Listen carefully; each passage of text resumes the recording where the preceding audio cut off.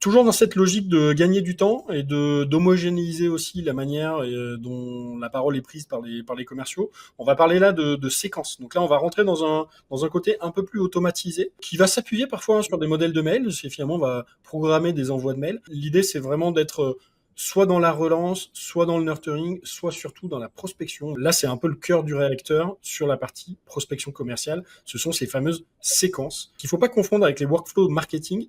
Au workflow marketing, on a des branches, on a tout un tas de choses qui se passent. On va plutôt aller pousser de l'information au nom de l'entreprise. Là, on est vraiment dans quelque chose qui va être shooté de la part du commercial, sans forcément qu'il ait grand-chose à faire, et un peu plus en volume, avec quand même l'assurance que si quelqu'un répond, on stoppe la séquence. Là, l'idée, c'est pas d'avoir un truc robotisé et complètement désincarné. L'idée, c'est vraiment d'être le plus naturel possible. Donc, si quelqu'un répond, le commercial reprend la main. Donc là, vous avez des exemples de séquences ici. En fait, dans les étapes, quand vous la créez, ça ressemble à ceci. Vous mettez vos emails automatisés un par un avec le nombre de jours ouvrables entre plusieurs emails.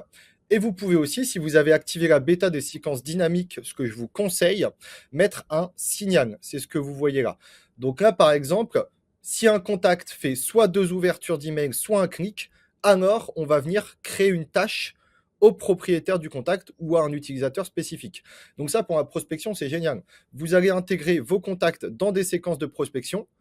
Et en fait, plutôt que le SDR, il appelle tous les contacts un par un, même ceux qui n'ont rien demandé, et bien là, vous lui créez une tâche d'appel uniquement pour ceux qui ont marqué un intérêt envers vos emails. Et donc ça, évidemment, c'est paramétrable. Moi, je peux mettre 2 ouvertures, 3 ouvertures, je peux mettre juste un clic.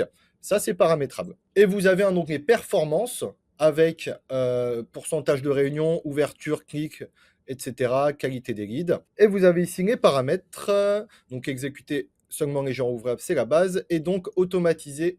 Lorsqu'un contact répond à un email, on va le désinscrire. Pareil, lorsqu'il prend rendez-vous. Prend rendez-vous, c'est si vous avez mis en place le lien de planification HubSpot. Et on peut aussi, si une entreprise, un contact d'une entreprise prend rendez-vous ou répond à un email, alors tous les contacts de la même entreprise seront aussi désinscrits. Pour les possibilités d'inscription, soit vous avez l'inscription manuelle des contacts. Depuis une fiche d'information, vous pouvez très bien cliquer sur un bouton pour que chaque commercial puisse lui-même, dans ses propres séquences, inscrire ses contacts.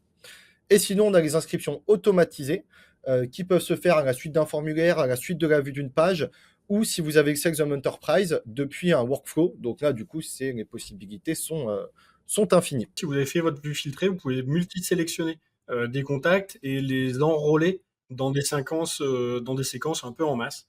Donc ça aussi, c'est un vrai gain de productivité. Et c'est tout l'enjeu de l'automatisation, c'est d'arriver à trouver des patterns, des scénarios qui se reproduisent, de dire quels sont mes critères, je le lance, le truc se déroule, si ça répond, ça coupe et le commercial reprend la main. Et puis à minima, on a couvert un champ qu'on n'aurait absolument pas pu couvrir dans le même temps, en fait, en faisant les tâches de manière manuelle. Donc là-dessus, ce que je vous conseille, en fait, au démarrage de ces séquences-là, c'est déjà de définir c'est quoi votre objectif.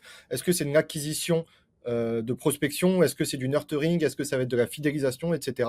Et puis après, vous commencez à rédiger vos séquences et à inscrire vos contacts. L'idée, c'est plutôt que ce soit fait par la direction commerciale ou par le marketing en lien avec le commercial, qui va penser les séquences, qui va les mettre à disposition, qui va expliquer aux commerciaux quand est-ce que ça doit être utilisé et pourquoi. Et puis derrière, les commerciaux vont les utiliser. Et c'est là où ça prend aussi tout son sens sur le niveau d'analyse statistique, parce que là, on peut vraiment voir les séquences qui ont marché, qui ont provoqué des retombées intéressantes.